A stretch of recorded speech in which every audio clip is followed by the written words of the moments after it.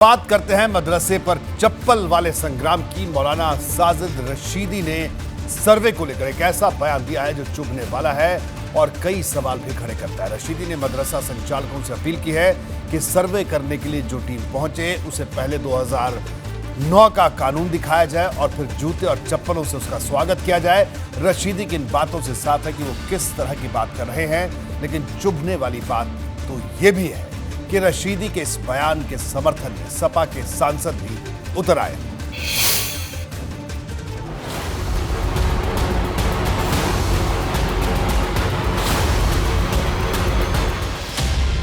UP के मदरसों में सर्वे चल रहा है। ये जानने की कोशिश हो रही है कि निजी मदरसों को चलाने वाली संस्था कौन है और बच्चों को कैसी तालीम दी जा रही है। सर्वे की रिपोर्ट अक्टूबर महीने में आएगी, लेकिन सर्वे की कार्रवाई मौलानाओं को अभी से ही चुभने लगी है।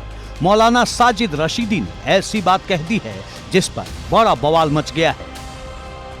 लेकिन आप कहें कि साहब हम जो है प्राइवेट मदरसों का भी करेंगे, तो मैं मुसलमानों से एक अपील करना चाहता हूं कि इस तरह का नोटिस जो भी लेकर आए उसको 2009 का वो कानून दिखाइए और चप्पल जूतों से उनका स्वागत कीजिए। मौलाना का ये बयान सीधे सीधे भड़काने वाला है। रशीदी ऑल इंडिया इमाम एसोसिएशन के अध्यक्ष भी हैं। ऐसे में उन्हें अपने बयान में गंभीरता रखनी चाहिए थी, लेकिन उन्होंने ऐसा नहीं किया। विरोध तो ओवैसी जैसे नेताओं ने भी किया था, लेकिन रशीदी ने शब्दों की जो मर्यादा लांघी है वो न सिर्फ चुभने वाली है बल्कि एक बड़े विवाद की वजह भी बन सकती है। लेकिन आप कहें कि साहब हम जो है प्राइवेट मदरसों का भी करेंगे, तो मैं मुसलमानों से एक अपील करना चाहता हूं कि इस तरह का नोटिस जो भी लेकर आए उसको 2009 का वो कानून दिखाइए और चप्पल जूतों से उनका स्वागत कीजिए। अब मौलाना के बयान पर अगर कुछ हुआ तो इसका जिम्मेदार कौन होगा? रशीदी के जूते चप्पल वाले इस बयान पर भाजपा ने पलटवार किया है। मांग की गई है कि रशीदी जैसे मौलानाओं की भी जांच जरूरी है। इस तरह के जो इमाम हैं, मुझे लगता है कि वो इमाम हैं भी कि नहीं हैं, इसकी भी जांच होनी चाहिए। और यही लोग वो हैं जो समाज को तोड़ने का और मुसलमानों के पिछड़ेपन के जिम्मेदार हैं, कि इनको गिरफ्तार करके जेल भेजना चाहिए। जो लोग सरकार के आदेशों की और बाल आयोग के आदेशों की अवहेलना करते हुए उनका एक तरह से जूते चप्पल से स्वागत की बात कर रहे हैं, तो इनको जूते चप्पल की माला पहनानी चाहिए। जब से मदरसे के सर्वे का फैसला हुआ है तभी से यूपी की सियासत धधक रही है। साजिद रशीदी तो सिर्फ एक नाम और एक जरिया है। गुस्सा तो कई दिलों में है।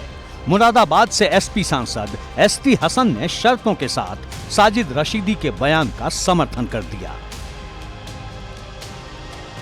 हमें इंटेंशन पता चले कि उनकी मकसद क्या है, नीयत क्या है। अगर उनकी नीयत सही है तो हमें कोई एतराज नहीं हो। अगर नीयत खराब है तो जो साजिद रशीदी साहब ने कहा है वो हशर होना चाहिए। सियासत में जब जब मुसलमान और मदरसों का जिक्र होता है तो नेता लक्ष्मण रेखा पार कर जाते हैं।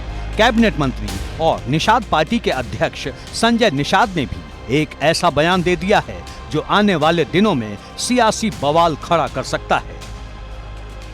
निश्चित रूप से जब भी कोई आतंकवाद मिला है अब तक का देख लो कहाँ से मिला है। जो भी सबके लिंक मदरसे से मिले हैं, जो भी अपराधी मिले हैं, आतंकवादी मिले हैं, उनके भी लिंक वहीं से मिले हैं। तो इस पर तो उन्हें सुधरना चाहिए ना, उनको अपने दाग को धोना चाहिए कि आज के दिन में सर्वे हो रहा है कि उनको शिक्षा, ज्ञान, विज्ञान पढ़ाया जाए। सियासी विरोध के बीच यूपी के करीब सभी जिलों में मदरसों का सर्वे शुरू हो चुका है। हर तरह की जानकारी जुटाई जा रही है क्योंकि 25 अक्टूबर तक सरकार तक रिपोर्ट भेजनी है। अब इंतजार तो इस बात का है कि रिपोर्ट मिलने के बाद सरकार क्या एक्शन लेती है। एबीपी गंगा के लिए ब्यूरो रिपोर्ट।